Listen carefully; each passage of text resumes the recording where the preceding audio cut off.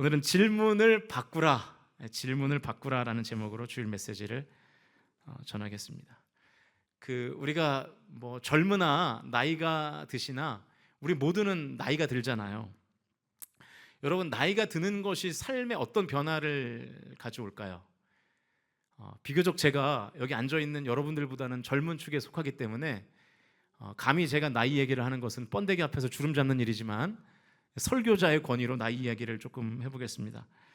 나이가 들면 어떤 변화가 먼저 생길까요? 일단 신체적인 변화가 생기겠죠. 나이가 들면 움직이기가 점점 힘들어져요.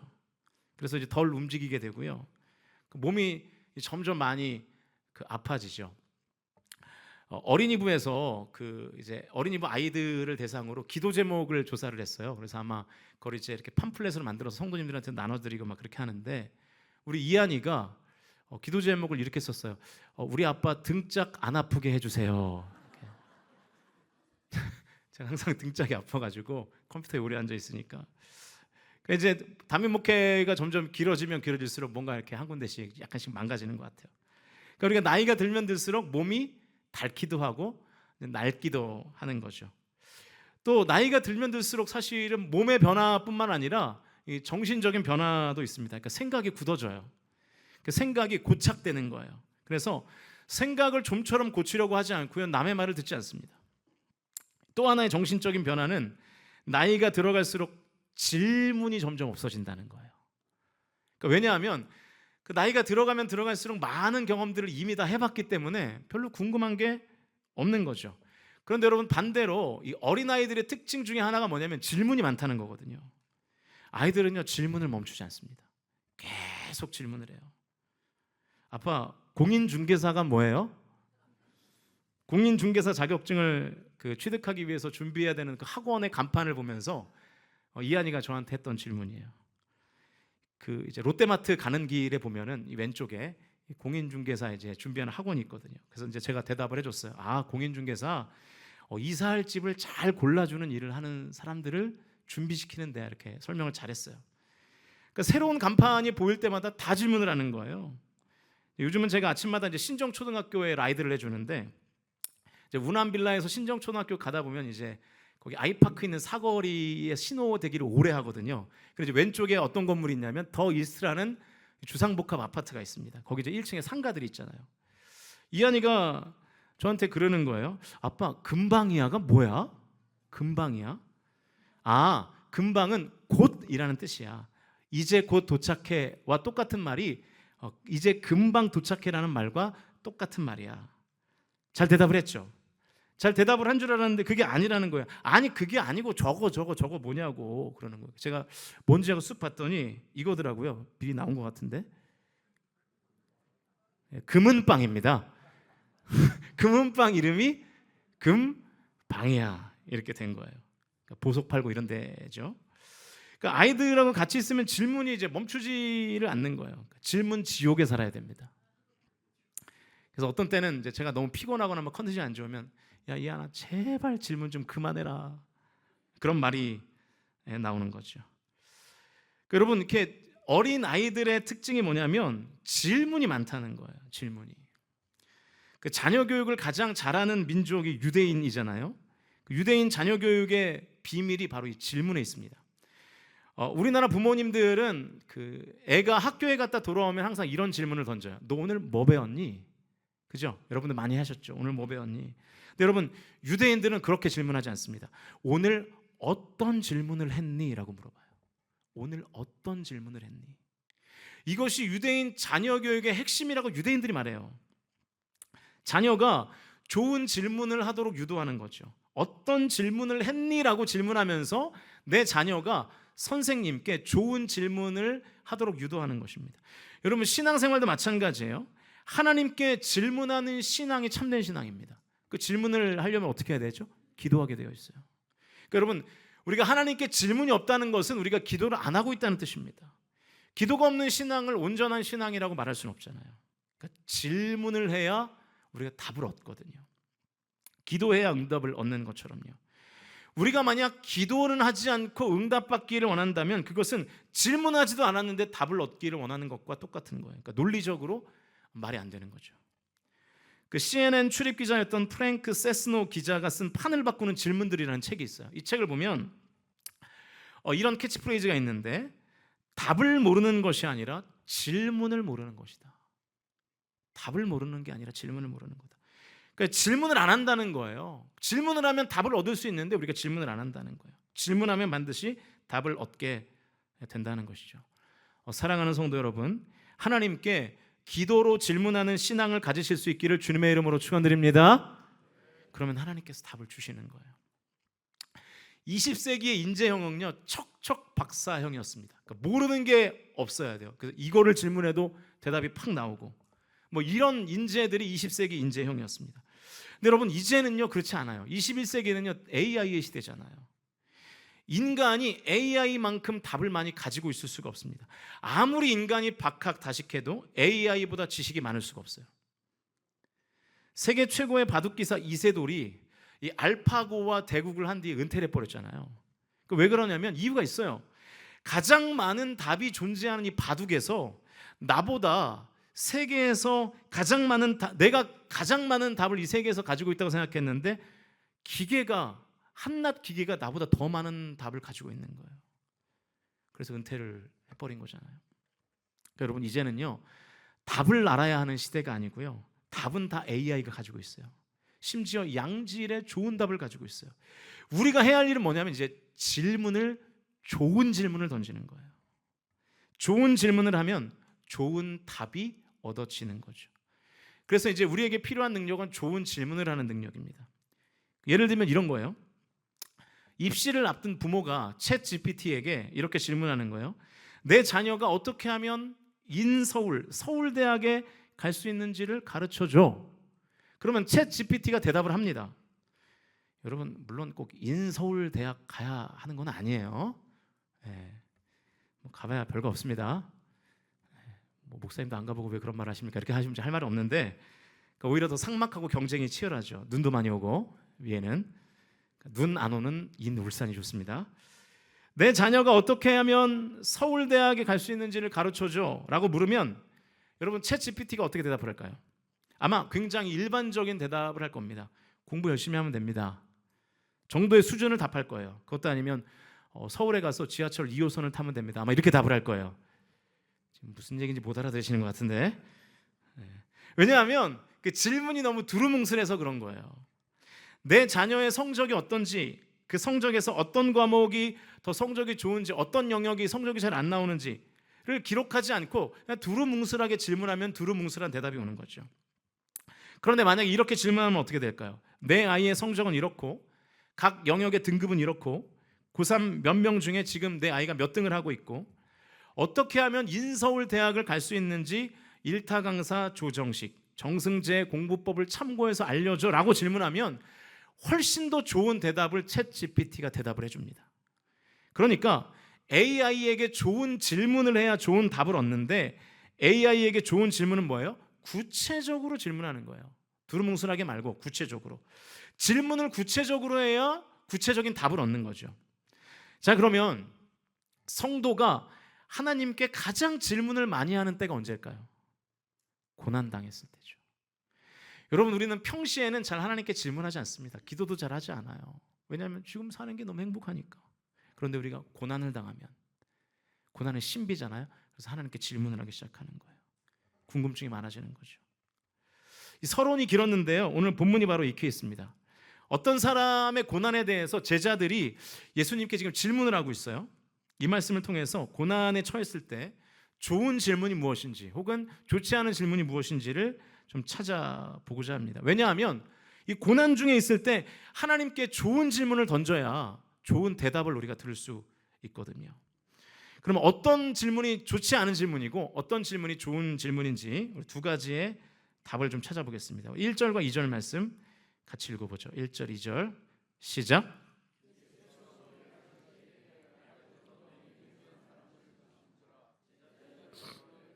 라삐어,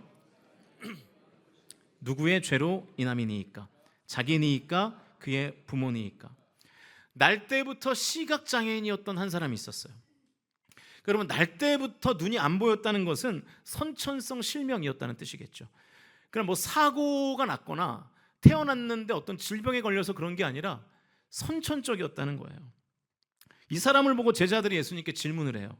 저 사람이 시각장애인으로 태어난 이유가 뭐냐는 거예요. 그러면서 덧붙이기를 저 맹인인 자기 자신의 죄 때문입니까? 아니면 부모의 죄 때문입니까? 이렇게 묻는 거죠. 그러니까 지금 제자들이 하는 질문의 내용이 뭐냐면 이 사람이 고난을 당했는데 왜 고난을 당했냐고 묻는 거예요. 고난의 원인이 뭐냐는 거예요. 자기의 죄가 원인입니까? 아니면 부모의 죄가 원인입니까? 라고 지금 묻고 있는 거죠. 그러니까 제자들의 이 질문은 고난의 이유를 묻는 질문입니다. 고난 앞에서 why, 왜 대체 이런 고난이 나에게 일어나는지를 묻는 거예요. 사실 우리가 고난 당했을 때 가장 많이 하는 질문이 바로 이거죠. 하나님 왜 접니까?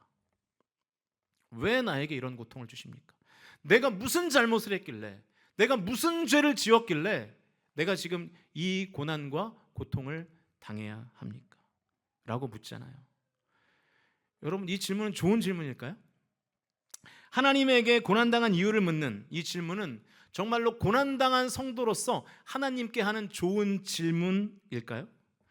좋은 질문이라면 예수님께서 좋은 답을 내려주셨겠죠. 예수님의 반응을 보면 되겠네요. 3절 말씀을 같이 읽겠습니다. 3절 시작. 예수께서 대답하시되 이 사람이나 그 부모의 죄로 인한 것이 아니라 그에게서 하나님이 하시는 일을 나타내고자 하심이라. 여러분 이 예수님의 대답은 우리가 조금 뜯어볼 필요가 있습니다. 왜냐하면 언뜻 보면 예수님께서 고난의 이유를 설명해 준 것처럼 들리거든요. 사실은 그렇지가 않아서요. 그래서 좀 주의 깊게 나눠서 봐야 되는데, 자 3절은 두 문장이 합쳐진 문장이에요. 보여주시면 첫 번째는 예수님의 대답에서 첫 번째 문장은 이거예요. 이 사람이 맹인된 것은 자기의 죄나 부모의 죄 때문이 아니다. 이게 첫 번째 문장이고요. 두 번째 문장은 하나님이 하시는 일을 나타내고자 합니다. 이 두 문장이 합쳐져서 3절이 된 거예요. 자 그러면 이 예수님의 대답에 이 사람이 시각장애인이 된 이유가 들어가 있습니까? 안 들어가 있습니까? 들어가 있는 것 같은데 안 들어가 있어요. 제가 설명해 드릴게요. 첫 번째 문장을 통해서 알 수 있는 예수님의 대답은 제자들이 나름대로 짐작한 이유가 틀렸다는 것을 말해줄 뿐이죠. 너희들이 짐작한 이유 그거 아니야 라고 지금 첫 번째 문장에서 말씀하시는 거예요. 두 번째 문장은 어떻습니까? 두 번째 문장을 통해서 알 수 있는 예수님의 대답은 그 고난을 통해서 하나님이 하실 일이 있다는 것을 지금 알려주고 계시죠. 하나님께서 이 고난을 통해서 하나님이 어떤 일을 하실지를 나타내실 것이라는 것을 지금 예수님이 제자들에게 설명하고 있는 거예요. 그러니까 정리하면 이 고난이 왜 일어난 것입니까? 라는 제자들의 질문에 예수님은 사실상 답을 하지 않으신 거예요. 제가 이 설교의 서두에서 좋은 질문은 좋은 답을 얻게 된다고 말씀드렸잖아요. 이 논리를 오늘 본문에 대입해 보면 제자들의 질문이 좋지 않았기 때문에 예수님께서 제대로 제자들에게 답을 하지 않으셨다고 볼 수 있는 거죠. 논리 구조상. 오늘 본문을 통해서 예수님께서 말씀하시는 거예요. 고난 중에 있을 때 왜를 묻는 것은 좋은 질문이 아니야. 고난 중에 왜를 묻는 것은 아무런 도움이 되는 질문이 아니야. 오히려 그 고난 왜를 질문하면 그 고난이 더욱더 나를 힘들게 할 질문인 나쁜 질문일 뿐이야 라고 지금 예수님께서 말씀하고 계신 것입니다. 챗 GPT에게 두루뭉술한 질문은 두루뭉술한 대답을 얻게 하는 잘못된 질문이듯이 고난 중에 성도가 하나님께 왜라고 묻는 질문은 잘못된 질문이라는 거예요. 고난을 버티고 견디고 결국 이기게 하는데 아무런 도움이 안 된다는 거예요. 왜냐하면 여러분 그 이유가 없을 때가 많거든요. 내가 무언가를 잘못해서 내가 어떤 실수를 하고 내가 어떤 죄를 지어서 고난당할 때가 있고요. 아무 이유가 없는데 고난당할 때가 있거든요. 아무 이유 없이 일어나는 고난이 있어요. 이유가 없다는 것은 그 이유를 아무리 물어도 알 수 없다는 뜻이거든요. 이유를 알 수 없는데 자꾸 이유가 뭐냐고 묻는 질문이 좋은 질문일 수가 없는 거죠. 오히려 자꾸만 고난만 묵상하게 되는, 고난의 구덩이에 계속 파고들게 되는 아주 나쁜 질문인 것입니다. 여러분 이것을 꼭 인정하셔야 돼요. 이유 없는 고난이 있다는 거. 내가 무언가를 실수하지 않았어요. 내가 죄를 짓지 않았어요. 그런데 나에게 고난이 찾아오기도 합니다. 사고처럼. 내가 아무리 운전을 잘해도 상대방이 음주운전을 해서 내 차를 들이받을 수 있는 거잖아요. 나에겐 아무런 잘못이 없어요. 실제로 이런 일을 겪은 유명한 분이 계시죠. 여러분이 잘 아시는 한동대 사회복지학과 교수인 이지선 교수. 이분이 이렇게 말해요. 사고를 만났다고. 이화여대 4학년 재학 중에 2000년 7월이었습니다. 오빠 차를 타고 집에 가는 중에 음주운전자가 운전하는 차가 오빠 차를 들이받아서 전신에 중화상을 입었어요. 오빠가 술을 마신 것도 아니었고요. 이지선 씨 자신이 뭘 잘못한 게 아니었습니다. 아무 이유가 없었어요. 그래서 이지선 씨는 이렇게 고백해요. 사고를 만났다고. 우연히 우리가 어떤 사람을 스치듯이 사고를 만났다는 거예요. 어쩌면 지금 극심한 고난과 고통 중에 있는 성도에게 이 메시지는 잔인하게 들릴 수 있습니다. 그래서 사실은 이 설교를 준비하면서 굉장히 많이 망설였어요. 왜냐하면 제가 여러분의 형편을 잘 알잖아요. 모르면 이런 설교하기가 쉬운데 여러분의 형편을 제가 뜯어서 잘 알기 때문에 여러분이 어떤 고난을 겪고 계시는지 잘 알기 때문에 이런 설교하기가 사실은 더 어려워요. 아이니가 많이 컸잖아요. 이제 엄마 아빠라고 말도 잘 하고요. 제법 걷기도 잘 걷습니다. 집에서는 한 5m로 혼자 걷기도 해요. 며칠 전에 이제 아이니 입을 이렇게 제가 벌려봤더니 이빨이 났는데 위에 4개, 아래 4개 이렇게 이빨이 난 거예요. 제가 이거 난 것을 보고 감탄했어요. 아마 여러분 이렇게 오해하실 줄 모르겠어요. 우리 목사님 드디어 이제 딸에게 입덕하셨네, 딸바보 되셨네 라고 생각하실지 모르겠는데 사실 그건 아니에요. 그런 생각이 문득 드는 거예요. 여러분 이가 총 32개입니다. 32개인데 윗니 16개, 아랫니가 16개예요. 여러분 이가 이렇게 날 수도 있잖아요. 윗니만 쪼르륵 16개가 나고 그 다음에 아랫니가 쪼르륵 16개가 날 수 있잖아요. 그런데 하나님께서 그렇게 안 나게 하시는 이유가 있겠죠. 뭐죠? 씹으라고. 그래서 윗니와 아랫니를 쌍으로 나게 하시는 거예요. 음식을 씹어야 얘가 크고 살 거 아니겠습니까? 제가 윗니 4개, 아랫니 4개가 난 아이니의 입을 보면서 나도 모르게 제 입에서 이런 말이 나왔어요.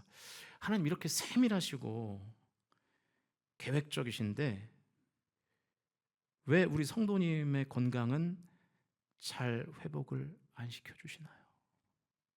지금 많이 아프신데, 오래 아프신데 왜 낫게 안 해주시나요?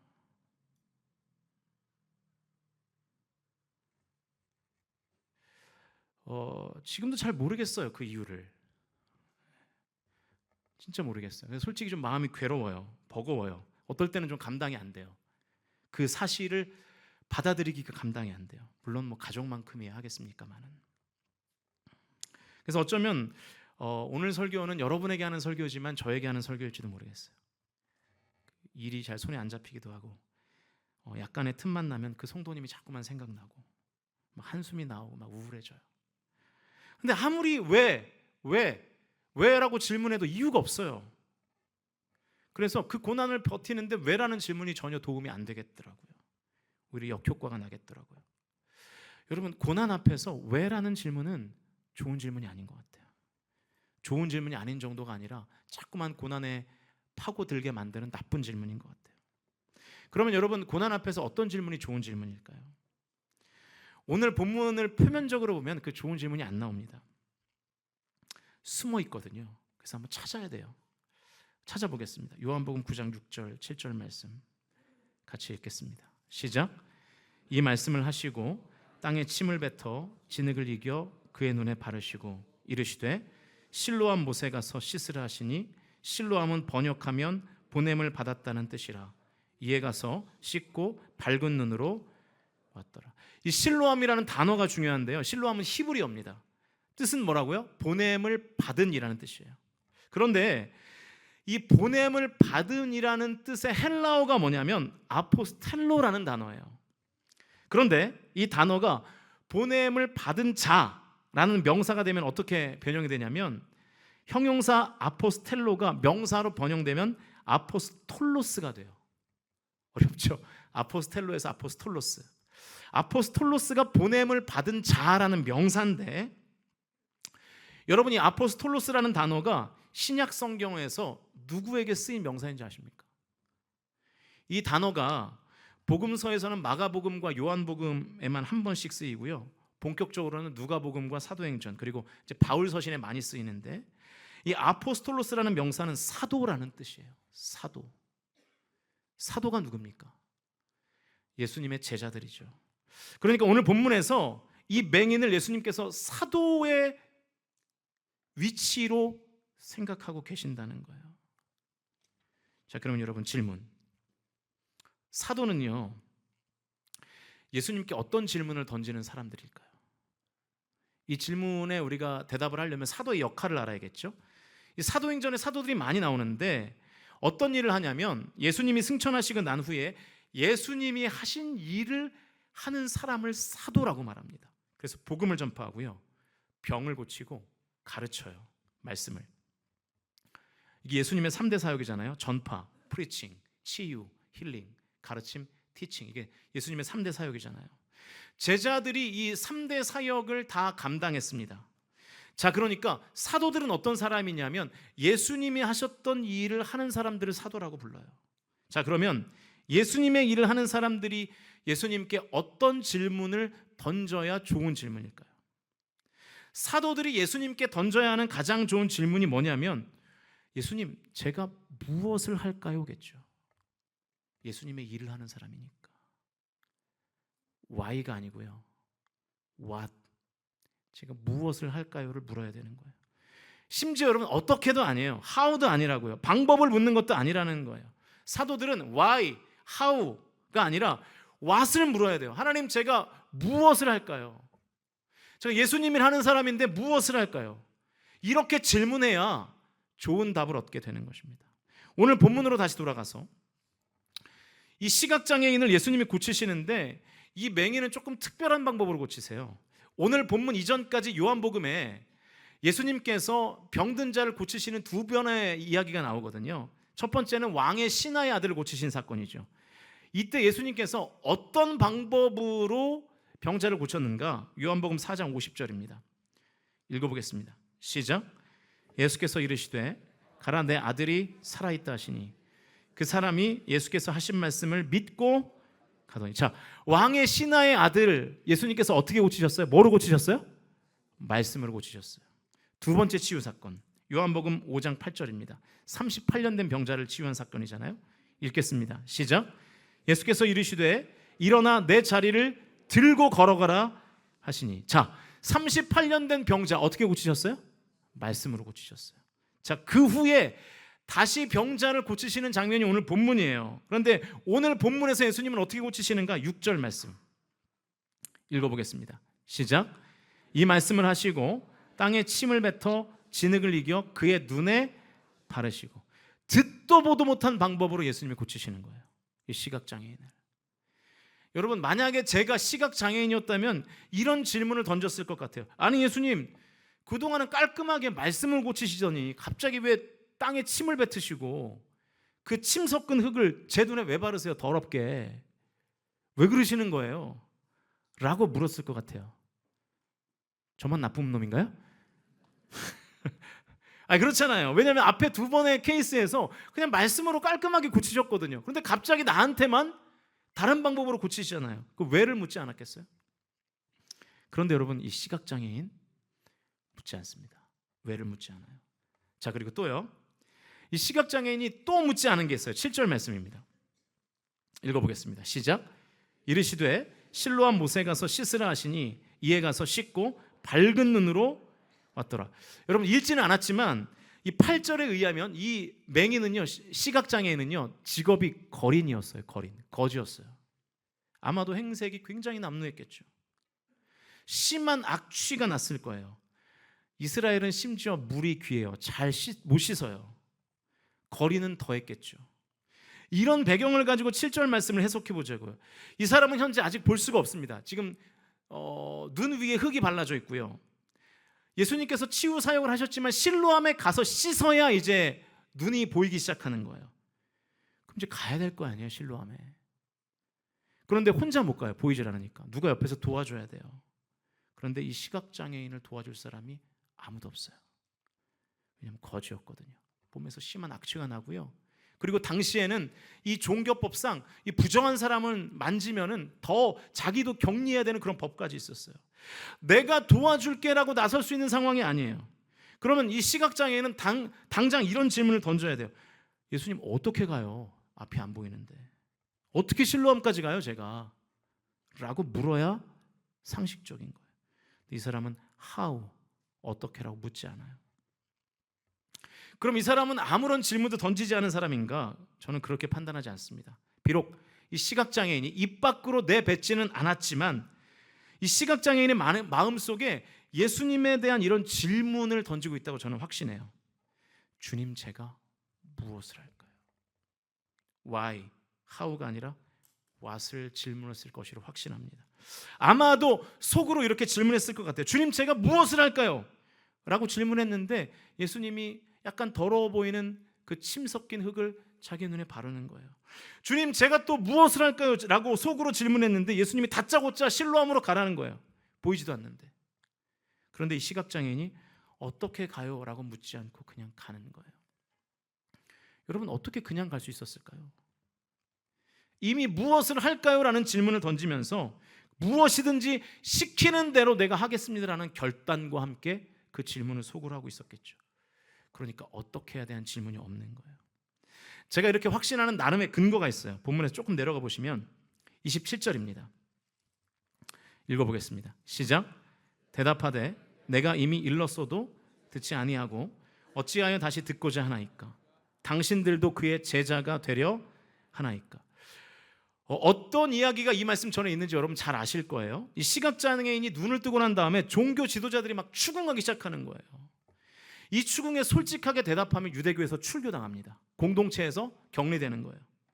그래서 이 시각장애인의 아버지가 막 둘러대잖아요. 그런데 이 시각장애인은 둘러대지 않아요. 그리고 이렇게 말해요. 당신도 그의 제자가 되려고 그러는 겁니까? 여러분, 이 말에는 이런 뜻이 포함되어 있어요. 자기 자신은 이미 뭐가 되었다는 뜻이에요? 제자가 되었다는 뜻이에요. 나는 제자가 되었는데 당신들도 지금 제자가 되려고 나한테 지금 이런 질문을 던지시는 겁니까? 라고 지금 묻는 거잖아요. 네, 여러분, 제가 조금 전에 설명하기를 이 제자가 사도행전에는 사도였다고 말씀드렸잖아요. 실로암, 아포스텔로, 아포스톨로스 다 같은 뜻이잖아요. 그러니까 지금 이 맹인이 눈을 고침받고 난 뒤에 지금 사도의 직분을 감당하고 있는 거예요. 그런데 이 사도가 예수님께 던져야 되는 질문이 뭐라고요? Why, how가 아니라 what. 주님, 제가 무엇을 할까요? 제가 무엇을 하면 되겠습니까? 라는 질문이잖아요. 여러분, 이 시각 장애인처럼 우리가 인생을 살다 보면 눈앞이 캄캄할 때가 있습니다. 답이 없어요. 그때 우리가 해야 하는 질문은 이것입니다. 주님, 이 고난의 때에 제가 무엇을 해야 되겠습니까? 이것이 고난의 때를 제일 잘 통과할 수 있는 성도의 좋은 질문입니다. 사랑하는 성도 여러분, 고난의 때에 하나님께 무엇을 해야 할지를 질문하는 저와 여러분이 다 되실 수 있기를 주님의 이름으로 간절히 축원드립니다. 이제 말씀을 정리하겠습니다. 성도로서 하나님께 좋은 질문을 해야 됩니다. 왜냐하면 질문의 질에 따라서 답의 질이 달라지거든요. 여러분, 제가 여러분에게 두 가지의 질문을 해볼게요. 한번 여러분이 속으로 답해 보세요. 비슷하지만 다른 두 가지의 질문인데요. 여러분, 기도할 때 담배 피우면 됩니까? 안 됩니까? 기도할 때, 기도 중에 돼요? 안 돼요? 돼요? 네. 아마 신앙 있는 분이라면 99%가 무슨 말씀이세요? 절대 안 됩니다. 이렇게 대답할 거예요. 자, 그럼 이렇게 질문을 바꿔볼게요. 담배 피우면서 기도하면 되나요? 안 되나요? 약간 망설여지죠. 네. 아마 99%까지 안 될 거예요. 아니 담배 피워도 그 사람이 기도하면 좀 낫지. 근데 여러분 상황은 똑같아요. 답이 조금씩 달라지는 거예요. 질문이 달라졌거든요. 고난의 때에 질문을 잘 하셔야 됩니다. 왜를 질문하면 원망하게 되어 있어요. 왜 나에게만? 그 심정이 이해는 돼요. 저도 그렇게 질문하기도 하고요. 여러분 그게 우리의 신앙생활에는 전혀 도움이 안 돼요. 너무 안타깝지만. 그리고 어떻게를 질문하면요, 인생 우리가 이 땅에서의 방법을 찾게 되어 있어요. 빨리 그 고난을 벗어나려고 어떻게 해야 이 고난을 빨리 벗어날까? 그래서 고난으로부터 무언가를 배우지 못해요. 그러나 하나님, 제가 이 고난 앞에서 무엇을 할까요? 를 질문하면 이 고난의 때에 내가 하나님을 떠나지 않고 하나님 앞에서 가져야 할 태도와 행동을 찾게 되는 것입니다. 그럼 우리가 신앙을 잃지 않을 수 있어요. 그리고 하나님과 함께 하나님 앞에서 고난을 통과하게 되는 것입니다. 제가 여러분의 사정을 너무 잘 알아요. 고난 중에 있는 성도들이 많아요. 여러분, 그런데 어쩌면 이 잔인한 설교 앞에서 저는 여러분에게 또 이렇게 말할 수밖에 없습니다. 여러분, 고난 앞에서 왜, 어떻게가 아니라 하나님, 제가 지금 이렇게 극심한 고난을 당하고 있는데, 저 지금 너무 힘든데, 죽을 것 같은데, 하나님, 제가 이때 무엇을 해야겠습니까? 를 묻는 우리 성광의 모든 가족들 다 되실 수 있기를 주님의 이름으로 축원드립니다. 그리고 정말 간절히 바라는 것은, 현재 고난 중에 있는 성도들 계시다면 우리 오늘 본문의 이 시각장애인처럼 깨끗게 하시고 평안케 하시는 하나님의 은혜가 임하기를, 그래서 우리의 삶의 작은 부분까지 하나님의 섭리가 침투하시기를 주님의 이름으로 간절히 축원하고 기도합니다.